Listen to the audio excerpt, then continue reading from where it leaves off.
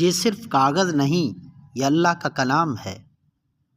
ستھرا پنجاب کی ایک خاموش ٹیم جو صرف گلیاں صاف نہیں کرتی بلکہ قرآن اور حضور صلی اللہ علیہ وسلم کے فرامین کی بے حرمتی سے حفاظت کرتی ہے۔ جو بھی اللہ کی نشانیوں کا ادب کرے اللہ اسے خوشخبری سناتے ہیں۔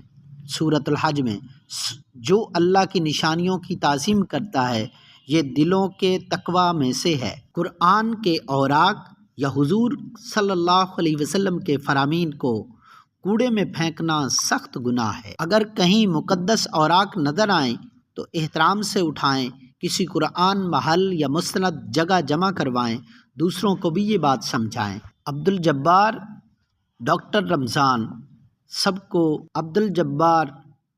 رمضان ستھرا پنجاب کو سلام۔